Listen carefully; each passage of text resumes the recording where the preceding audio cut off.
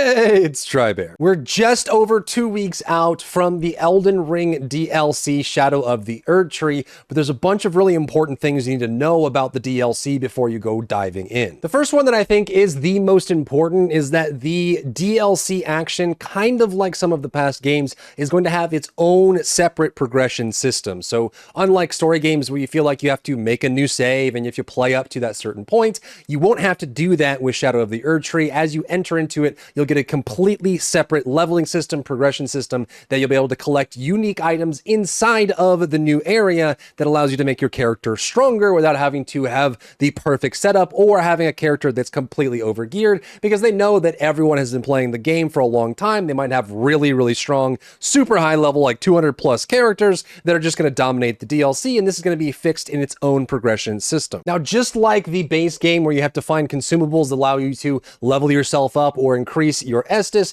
you will be able to do that with items you collect inside of the DLC, and you'll need more and more of them as you go through the progression system. So you don't have to worry about having a character that's all the way at the end game or a character that you just made. As long as you can make it to the location of the DLC, you will be able to do it. Now, since this DLC is based around the story of Miquella, then it's going to be the location of entrance is going to be where Miquella was last seen, or part of him was seen, which is behind Moog in his general mansion. Now, from what we know, the DLC is going to be about the half the length of the base game, which of course is 60 to 80 hours. So we can expect around 30 to 40 hours of gameplay. There are 10 new major bosses in the DLC, as well as a bunch of mini bosses as well. And as that adds to it, what's great about this is, just like in previous DLCs for past FromSoft titles, at least in this category, you'll be able to get all the new talismans, weapons, spells, all of those new categories and content you'll be able to use in the base game as well, which gives you even more content that you can engage with, because there are 100 new weapons, a whole bunch of new faith spells, arcane spells, all kinds of new spells to add to the list.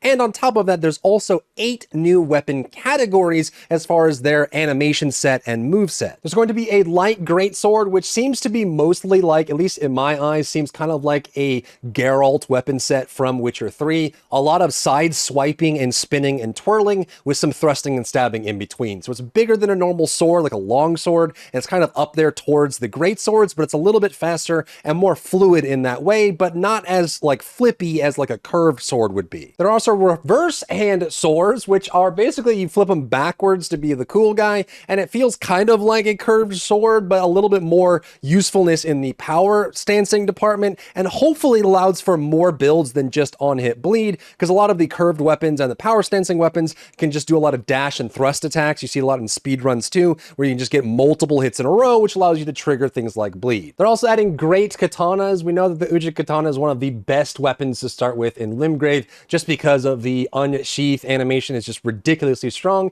but the great katana is going to be a little bit more thrusty and get some more range in there, and they've said it kind of feels like a curved greatsword if it could exist, kind of feeling that same motion of a lot more movement. It seems like they want to have more weapons that don't rely on ashes to have that kind of fluidity in them, and adding those into the movesets would add to a more overall varied experience with the weapons that you're equipping. There's also going to be hand-to-hand weapons and beast claws, and this is the one that I'll probably play with on the first go-around for the DLC. It's something that I really wish came alive in the original base game. We had things like the Iron Balls or the Star Fist, which to me felt like they were just stagger weapons where you're just smashing over and over and over, and didn't have that kind of fluidity for like a monk style or martial arts style play style that I've always wanted. So I'll be playing with those as well. It does seem like the Beast Claws are slightly different than the actual fist weapons, like the unhanded weapons you'll have. The Beast Claws are very swipey. They have a lot of dashes and flips and more assassin-like. And then the actual fist weapons, the hand-to-hand combat weapons, are kind of bare-fisted, like wrist items, things like that, and they have a lot of motion and taijutsu and stuff in them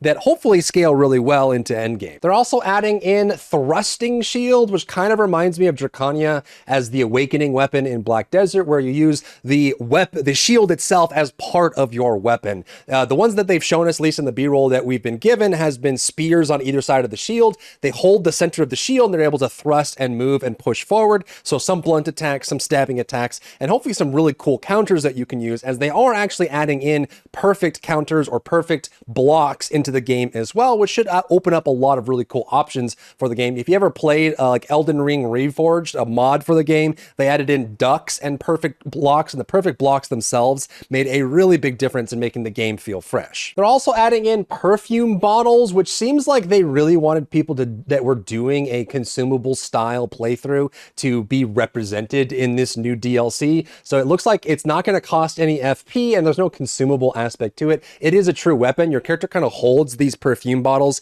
in between their fingers and is able to throw them out for various effects. There's tons of different perfume bottles that have different spells and elements that come out of them. And it seems like it's more of an AoE large cleave style attack with a little bit lower stagger on it, which is kind of interesting and probably will be a super nice playthrough for that niche style of gameplay that you'd be looking for. And along the same lines of allowing consumable playthroughs to be part of the mix, they're also going to be adding in a bunch of new throwing weapons. There's obviously throwing daggers. We can actually use these throwing knives as a true weapon, including guard counters and other reactions. But they've also included spears and axes, and maybe even great hammers that you can throw. They have a melee option as well as a throwing option that hopefully has some really unique interactions with the existing talismans and all the new talismans that are coming in with the DLC. And in general, I'm excited to see what actually happens between the Shadow Realm and the normal area of the Lands Betwixt, as you actually have a separate system for different bonfires, different leveling progression,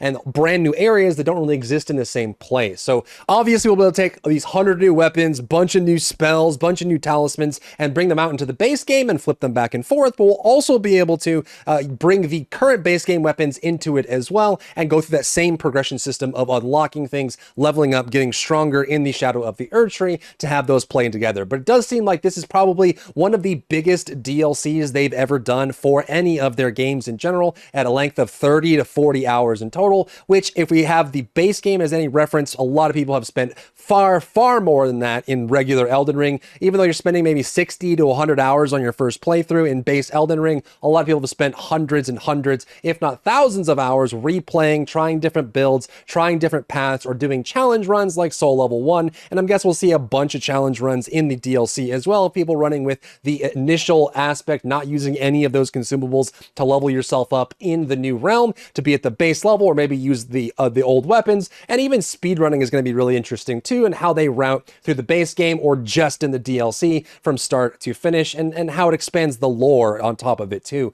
We know this is kind of like a backstory for Miquella, who was largely absent from the base game. We got to meet with Melania, but we never really got to see much of Miquella and what he had accomplished as well. So it's exciting to see where this goes. And honestly, from this, it means that you don't really have to worry or stress about doing any individual playthrough, getting the right character at the right level in the right position. You can play a character that just beat the game. You can play a character in New Game Plus, as far as I understand, or you can make a brand new character and get to the DLC and jump in to play it as well. If you found value in today's video, leave a like down below, leave a comment for the algorithm to help this video get seen by more people, and don't forget to check out my other channels for other content and other stuff and other things.